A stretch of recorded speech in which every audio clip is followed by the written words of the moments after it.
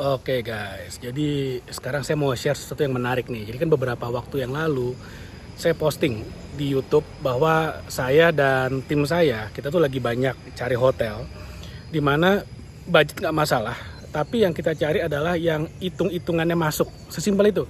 Maksudnya hitung-hitungan masuk tuh gini. Misalnya saya beli hotel harganya 10 miliar, ini contoh ya. 10 miliar. Lalu kemudian si hotel itu menghasilkan berapa net profit per bulannya. Udah gitu aja sebenarnya. Jadi yang saya hitung tuh itu. Jadi ada yang nawarin hotel 100 miliar, ada yang 80 miliar, ada yang nawarin 200 miliar pun ada, 50 miliar dan segala macamnya.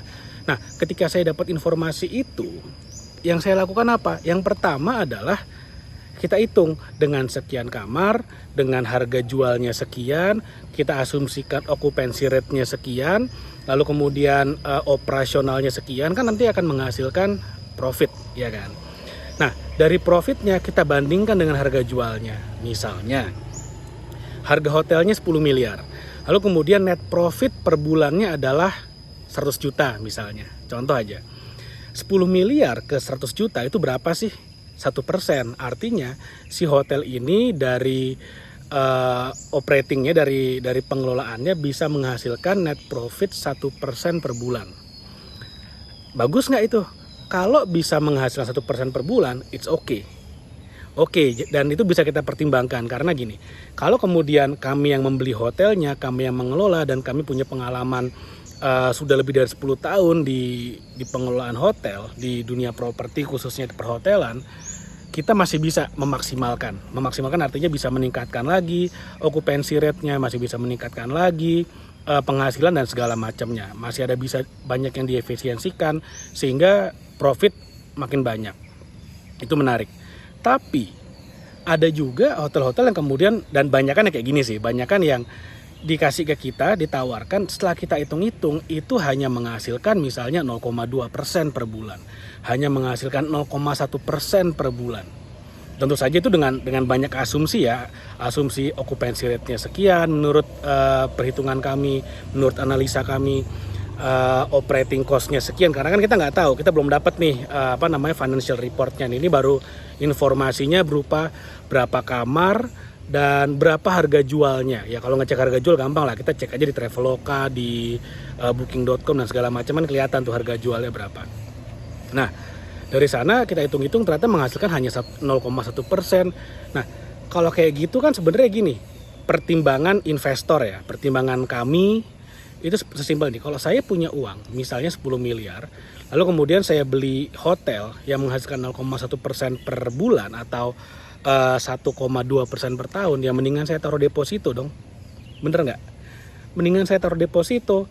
Pertama, deposito itu lebih pasti, lebih passive income, dan tentu saja ya lebih aman, ada jaminan LPS-nya segala macamnya.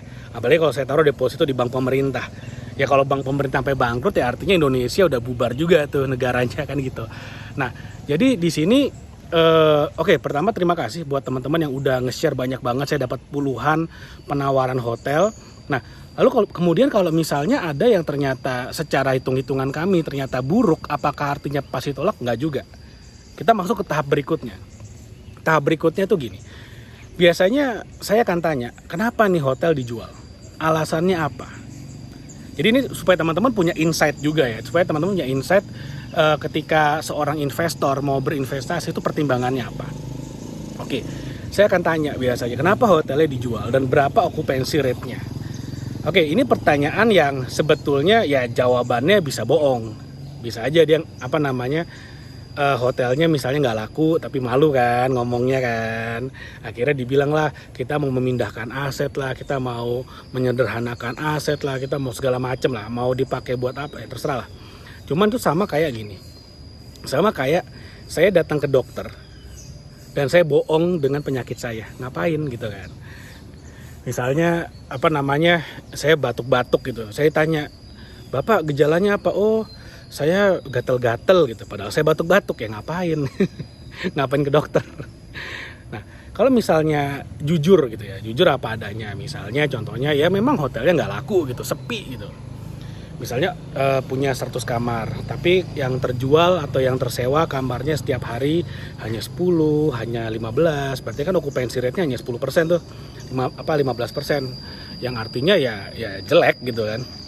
Kalau misalnya jujur ya kita bisa kasih solusi, misalnya mau nggak kita bantu kelolain, itu free, nggak ada tuh yang namanya bayar cost di depan, nggak ada. Kita kalau manage sebuah hotel tuh free artinya kita bagi hasil sistemnya. Kita bayar kita dapat sharing dari profit, bukan dari omset ya. Jadi dari sharing profit. Jadi owner untung besar, baru kita untung. Enak banget. Nah, pengalaman kami adalah gini. Kita beberapa kali dikasih hotel yang hidup segan mati tak mau lah. Kita dikasih properti hidup segan mati tak mau, yang awalnya mau dijual, lalu kemudian kita propose mau nggak kita kelolain dulu sambil dijual, of course sambil dijual. Nah, ketika kita udah kelola, cash flow-nya udah bagus, itu banyak tuh buyer-buyer yang lebih serius, yang memang bener-bener siap beli kayak gitu. Itu jauh lebih banyak, jauh lebih menarik dibandingkan kalau misalnya hotelnya nggak laku terus dijual. Ya kasihan juga yang beli kan gitu kan. Nah, jadi kita biasanya kalau ada hotel-hotel yang overpriced, menurut kami overpriced, itu ya kita tanya kenapa nih dijualnya. Kalau ternyata memang dijujur, dia bilang oh karena cash flow-nya kurang maksimal, ya udah kita bantu, kita maksimalin. Toh nggak ada ruginya. Kalaupun seburuk-buruknya ngomong ya, akhirnya dikelola oleh tim kami dan tidak maksimal, ya nggak ada ruginya juga kan buat si owner, nggak ada ruginya sama sekali. Toh tetap bisa dijual, toh tetap sambil dipasarkan, it's okay. Bedanya adalah kalau kami yang kemudian mengelola, ada peluang bisa meningkatkan occupancy rate, satu, kedua ada peluang meningkatkan cash flow-nya, net profit, at least owner dapat duit lebih banyak, dan itu passive income karena kami yang melakukan semua operasional. Jadi sebenarnya jauh lebih menarik. Dan bayangin orang-orang yang beli hotel, ini sepengalaman kami ya, lebih dari 10 tahun di dunia properti perhotelan ya. Orang-orang yang membeli hotel, orang-orang ya, bukan kayak misalnya Hyatt beli hotel, enggak ya, bukan. Ini orang-orang yang beli hotel itu biasanya mereka adalah pengusaha dan mereka bukan pemain perhotelan. Mereka ingin punya aset, punya properti, dan punya cash flow. Namanya orang kaya pengen punya aset supaya lebih kaya kan kayak gitu. Tapi orang-orang ini biasanya bukan pemain hotel. Biasanya mereka pengusaha, punya pabrik, punya segala macam. Nah, mereka ingin punya hotel. Of course, mereka mencari properti yang cash flow-nya bagus. Kan sesimpel itu. Nah, makanya ketika kita perbaiki cash flow-nya, akan jauh lebih mudah dijual, akan jauh lebih mudah untuk dilirik oleh para investor-investor yang jauh lebih kakap lagi. Sesimpel itu sebetulnya. Jadi, kalau misalnya nih, kamu pemilik hotel gitu ya. Anda sebagai seorang pemilik hotel merasa, aduh saya punya hotel 30 kamar tapi yang keisi cuman do re mi 1 2 3 1 2 3, hari ini 3 malam, hari 3 kamar, besok 2 kamar, lalu kemudian kalau lagi liburan high season cuman 5 kamar. Let me know, kontak saya di Instagram, kita bisa ngobrol.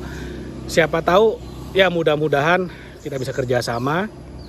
Dan sepengalaman kami sih ada banyak sekali kok, kita udah melakukan berkali-kali kita kelola hotel, kita make profitable, lalu kemudian bisa dijual dengan harga yang jauh lebih baik lagi. Oke, jadi mudah-mudahan apa yang saya share bermanfaat, dan jangan lupa like video ini dan share video ini, share terutama kepada teman-teman kamu yang mungkin sekarang punya hotel tapi hotelnya hidup segan mati tak mau.